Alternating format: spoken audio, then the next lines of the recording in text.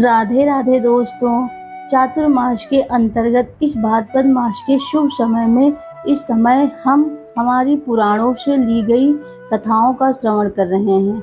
यह ऐसी कथाएं हैं जिसे शायद कभी आपने नहीं सुना होगा, लेकिन इस कथाएं इस बात की साक्षी देती है कि हमारे पुराण, उपनिषद और वैदिक शास्त्रों में बताई गई जानकारी कोई कपोल कल्पना नहीं है, अपितु तार्किक वैज्ञानिक इतिहास है। और हर समय हम सृष्टि की रचना के विषय में अनेक अचंभित करने वाली जानकारियां सुन रहे हैं, ज्ञान प्राप्त कर रहे हैं, और हमें आशा है कि आपको सुनकर भी आश्चर्य और अहोभाव की अनुभूति हो रही होगी। अवश्य ही हमारे ज्ञान के ऊपर गर्व हो रहा होगा। तो चलिए इसी भावना के साथ आगे बढ़ते हैं और आज की भाद्रपद मास की कथा का श्रवण करते हैं। तो आइए आज की कथा आरंभ करते हैं। भीष्मदेव ने पूछा, हे ब्राह्मण, सुना जाता है कि पूर्व काल में बहुत से राजा इस पृथ्वी का उपभोग कर चुके हैं। पृथ्वी के संबंध से ही राजाओं को पार्थिव या फिर पृथ्वीपति कहा जाता है, लेकिन इस भूमि की जो पृथ्वी संज्ञा है वह किसके संबंध से हुई है? भूमि को यह परिभाषिक संज्ञा किस लिए दी गई है, अथवा उसका गौ नाम भी क्यों पड़ा, यह भी मुझे बताइए। तब ऋषि पुलस्त्य जी कहते हैं, हे भीष्मदेव, स्वयंभू मनु के वंश में एक अंग नाम के प्रजापति थे। उनके मृत्यु की कन्या सुनीता के साथ विवाह किया गया था। सुनीता का मुख बड़ा कुरूप था। उसने वेन नामक पुत्र हुआ जो सदा अधर्म में लगा रहता था। वह लोगों की बुराई करता था, पराये स्त्रियों को हड़प लेता था।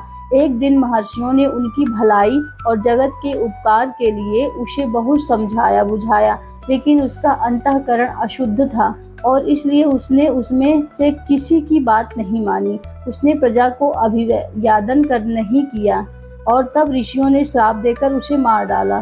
फिर अराजकता के भय से पीड़ित होकर पाप रहित ब्राह्मणों ने उस राजा वेन के शरीर का बलपूर्वक मंथन किया। मंथन करने पर उसके शरीर से पहले म्लेच्छ जातियां उत्पन्न हुई। इन जातियों के रंग काले अनजान के समान थे। तत्पश्चात उसके दाहिने हाथ से एक दिव्य तेजोमय शरीरधारी धर्मात्मा पुरुष का प्रादुर्भाव हुआ, जो धनुष, बाण और गदा धारण किए हुए थे और रत्नमय कवच तथा अंगदा आदि आभूषण से विभूषित थे। वे पृथ्वी के नाम से प्रसिद्ध हुए। उनके रूप में साक्षात भगवान विष्णु ही अवतीर्ण हुए थे। ब्राह्मणों ने उन्हें राज्य पर अभिषेक किया। राजा होने पर उन्होंने देखा कि इस भूतल से धर्म उठ गया है, ना कहीं स्वाध्याय होता है और ना ही वष्टकार यज्ञ। तब वे क्रोध करके अपने बाण से पृथ्वी को विदर्पण कर डालने के लिए उद्यत हो गए और यह देखकर पृथ्वी गाय का रूप धारण करके भाग खड़ी हुई। उसे भागते हुए देख पृथ्वी ने भी उसका पीछा किया। तब वह एक स्थान पर खड़ी होकर कहने लगी, हे राजन, मेरे लिए क्या आज्ञा है? तब पृथ्वी ने कहा, हे सुव्रते, सुपूर्ण चराचर जगत के लिए जो अभीष्ट वस्तुएं हैं उसे शीघ्र प्रस्तुत करो। पृथ्वी ने बहुत अच्छा कहकर स्वीकृति दी और तब राजा ने स्वयंभू मनु को बछड़ा बनाकर अपने हाथ में पृथ्वी का दूध धोवा। वही दूध अन्न हुआ जिससे सारी प्रजा जीवन धारण करती है। तत्पश्चात ऋषियों ने भी भूमि रूपणी गौ का दोहन किया। उस समय चंद्रमा ही बछड़ा बने थे। धोने वाले ने वनस्पति दुग्ध का पात्र था। वेद और तपस्या ही दूध थी। फिर देवताओं ने भी वसुधा को धोहा। उस समय मित्र देवता दोग्धा हुए इंद्र बछड़ा बने और ओज तथा बल ही दूध के रूप में प्रकट हुई। देवताओं का दोहन पात्र सुवर्ण का था और पितरों का चांदी का था। पितरों की ओर से अंतक न धोने का काम किया गया और यमराज बछड़ा बने और सदा ही दूध के रूप में प्राप्त हुई। नागों ने तुम्बी को पात्र बनाया और तक्षक को बछड़ा। धृतराष्ट्र नामक नाग ने दोग्धा बनकर विष रूपी दुग्ध का दोहन किया। असुरों ने लोहे के बर्तन में इस पृथ्वी से माया रूप दूध दोह डाला। उस समय प्रहलाद कुमार विरोचन बछड़ा बने थे और त्रिमूर्धा ने दुहने का काम किया था। यक्ष अंतर्धान होने की विद्या प्राप्त करना चाहते थे, इसलिए उन्होंने कुबेर को बछड़ा बनाकर कच्चे बर्तन में उस अंतर्धान विद्या को ही वसुधा से दुग्ध रूप में दोहा। और गंधर्वों और अप्सराओं ने चित्ररथ को बछड़ा बनाकर कमल के पत्ते में पृथ्वी से सुगंधों का दोहन किया। उनकी ओर से अर्थवेद की पारागामी विद्वान शुरू ने दूध धोने का कार्य किया। इस प्रकार दूसरे लोग ने भी अपनी अपनी रुचि और इच्छा अनुसार पृथ्वी से आयु, धन और सुख का दोहन किया। पृथ्वी के शासन काल में कोई भी मनुष्य ना दरिद्र था, ना रोगी था, ना निर्धन था, ना पापी था, ना कोई उपद्रव था, ना कोई पीड़ा थी। सभी लोग सदैव प्रसन्न रहते थे, किसी का दुख या शोक नहीं था। महाबली पृथु ने लोगों के हित की इच्छा से अपने धनुष की नोक से बड़े बड़े पर्वतों को उखाड़कर हटा दिया और पृथ्वी को समतल बना लिया। पृथ्वी के राज्य में गांव बसाने के या किले बनवाने की आवश्यकता नहीं थी। किसी को शस्त्र धारण करने का कोई प्रयोजन नहीं था। मनुष्यों का विनाश और वैश्य का दुख नहीं देखना पड़ता था। अर्थशास्त्र में किसी का आदर नहीं है, सब लोग धर्म में ही संलग्न रहते थे। हे राजन, इस प्रकार मैंने तुमसे पृथ्वी के दोहन पात्रों का वर्णन किया और जैसा तैसा दूध दोहा गया और वह भी बता दिया गया कि राजा पृथु बड़े विज्ञ थे। उनकी जैसी रुचि थी उसी के अनुसार उन्होंने सबको दूध प्रदान किया। यह प्रसंग यज्ञ और श्राद्ध सभी अवसरों पर सुनाने के योग्य है और मैंने तुम्हें सुना दिया। यह भूमि धर्मात्मा पृथ्वी की कन्या मानी गई है और इसीलिए विद्वान पुरुष पृथ्वी कहकर इसकी स्तुति करते हैं। यह सुनकर भीष्मदेव कहते हैं, हे ब्राह्मण, आप तत्व के ज्ञाता हैं। अब आप मुझे क्रमशः सूर्य वंश और चंद्र वंश का संपूर्ण वर्णन सुनाइए। तब ऋषि पुलस्त ने कहा, हे राजन, पूर्व काल में कश्यप ऋषि से अदिति के गर्भ से विवासन नामक पुत्र हुए। विवस्वान की 3 पत्नियां थीं, संज्ञा, रागिनी और प्रभा। रागिनी ने रैवत नामक पुत्र उत्पन्न किया। प्रभात की उत्पत्ति हुई। संज्ञा विश्वकर्मा की पुत्री थी, उसने वैवस्वत मनु को जन्म दिया। कुछ काल पश्चात संज्ञा के गर्भ से यम और यमुना नामक 2 जुड़वा संतानें पैदा हुई। उसके बाद वह विवस्वान यानी कि सूर्य के तेजोमय स्वरूप को न सह सकी, अतः उसने अपने शरीर से अपने ही समान रूपी वाली एक नारी को प्रकट किया। उसका नाम छाया हुआ। छाया सामने खड़ी होकर बोली, हे देवी, मेरे लिए क्या आज्ञा है? तब संज्ञा ने कहा, छाया, तुम मेरे स्वामी की सेवा करो और साथ ही मेरे बच्चों की भी माता पिता की भांति स्नेह पूर्वक पालन करना। तथास्तु कहकर छाया भगवान सूर्य के पास गई और उसने अपनी कामना पूर्ण करना चाहती थी। सूर्य ने भी यही समझकर कि यह उत्तम व्रत का पालन करने वाली संज्ञा ही है, बड़े आदर के साथ उसकी कामना की। छाया ने सूर्य से श्रावण मनु को उत्पन्न किया और उनका वर्ण भी वैवस्वतः मनु के समान होने के कारण उनका नाम श्रावण मनु पड़ गया। तत्पश्चात भगवान भास्कर ने छाया के गर्भ से क्रमशः शनैश्चर यानी कि शनिदेव नामक पुत्र और ताप्ती तथा और विष्टि नाम की कन्याओं को जन्म दिया।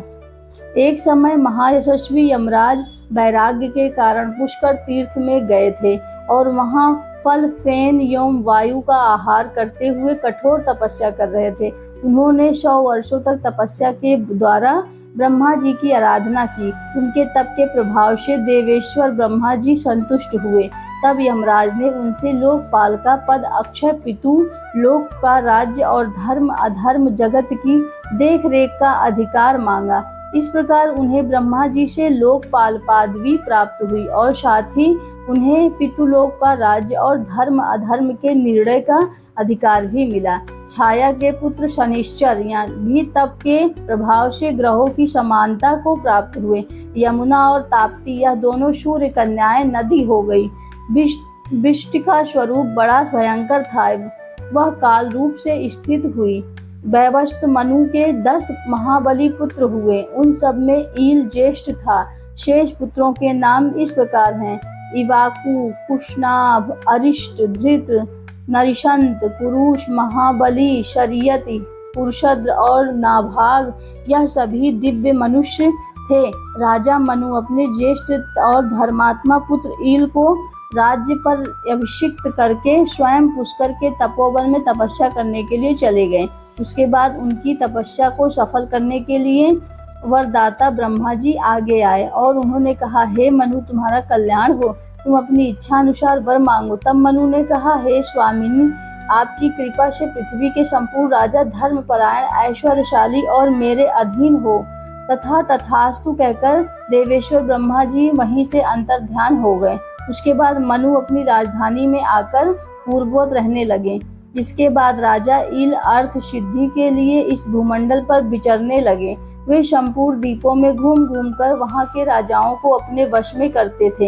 एक दिन प्रतापी इल रथ पर में बैठकर भगवान शंकर के महान उपवन में गए, जो कल्प वृक्ष की लताओं से व्याप्त एवं श्रवण के नाम से प्रसिद्ध था। उसमें देवाधिदेव चंद्र अर्धशेखर भगवान शिव माता पार्वती के साथ क्रीड़ा कर रहे थे।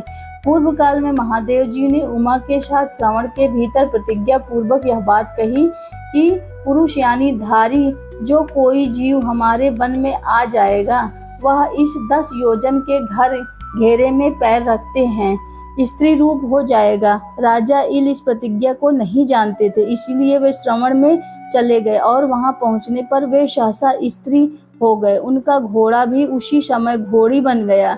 राजा के जो पुरुष उचित अंग थे, वे सभी स्त्री के आकार में परिणत हो गए। उसमें से उन्हें बड़ा आश्चर्य हुआ। अब वे इला नाम की स्त्री बन गए थे। इला उस वन में घूमती हुई सोचने लगी कि मेरे माता पिता और भ्राता कौन है। इसी उधेड़ बुन में पड़ी हुई इतने में चंद्रमा के पुत्र बूत ने उसे देखा। इला की दृष्टि भी बूत के ऊपर पड़ी। सुंदरी इला का मन बूत के रूप में मोहित हो गया और उधर बूत भी इसे देखकर काम पीड़ित हो गई और उसकी प्राप्ति के लिए यत्न करने लगी। उस समय बुद्ध ब्रह्मचारी के वेश में थे। वे वन के बाहर पेड़ों के झुरमुट में छिप गए। इला को बुलाने लगे, हे सुंदरी, यह सांझ का समय बिहार की बेला है जो बीती जा रही है। आओ मेरे घर की लीप पोत कर फूलों से सजा दो। अब इला ने कहा, हे तपोवन, यह सब कुछ भूल गई हूँ। बताओ मैं कौन हूँ और तुम कौन हो, मेरे स्वामी कौन है और मेरे कुल का परिचय क्या है। तब बूथ ने कहा, हे सुंदरी, तुम इला हो, मैं तुम्हें चाहने वाला भूत हूँ। मैंने बहुत विद्या पढ़ी है, तेजस्वी के कुल में मेरा जन्म हुआ है। मेरे पिता ब्राह्मणों के राजा चंद्रमा हैं। बुद्ध की यह बात सुनकर इला ने उसके घर में प्रवेश किया। वह सब प्रकार के भोगों से संपन्न था और अपने वैभव से इंद्र भवन को मात कर रहा था। वहां रहकर इला बहुत समय तक बुद्ध के साथ वन में रमण करती रही। इधर इला के भाई इबाक आदि मनु कुमार अपने राजा की खोज करते हुए उस श्रवण में निकट आ पहुंचे। उन्होंने अनेक प्रकार के स्रोतों से पार्वती और महादेव जी का स्तवन किया। तब वे दोनों प्रकट होकर कहे, हे राजकुमार, मेरी यह प्रतिज्ञा तो टल नहीं सकती, लेकिन इस समय एक उपाय हो सकता है। इवाकु अश्वमेघ यज्ञ करे और उसका फल हम दोनों को अर्पण करें। ऐसा करने से बीरबल इल किम पुरुष हो जाएंगे, इसमें तनिक भी संदेह की बात नहीं है। यह सुनकर मनु कुमारों ने कहा, बहुत अच्छा प्रभु, हम ऐसा ही करेंगे। इतना कहकर वे सब लौट गए। फिर इवाकु ने अश्वमेघ यज्ञ किया, उसमें इला किम पुरुष हो गए। वे एक महीने पुरुष और 1 महीने स्त्री के रूप में रहने लगे। भूत के भवन में स्त्री रूप में रहते हुए समय इला ने गर्भ धारण किया था। उस गर्भ से उन्होंने अनेक गुणों से युक्त पुत्र को जन्म दिया और उस पुत्र को उत्पन्न करके बुध स्वर्ग लोक में चले गए। वो प्रदेश इल के नाम से इलावत व्रत वर्ष के नाम से प्रसिद्ध हुआ। अहिल चंद्रमा के वंशज और चंद्र वंश का विस्तार करने वाले राजा हुए और इस प्रकार इलाक कुमार पुरुवचा चंद्रवंश की और राजा इक्ष्वा को सूर्य वंश की वृद्धि करने वाले बताए गए। इसके साथ ही हमारी आज की भाद्रपद मास कथा यहीं पर समाप्त होती है।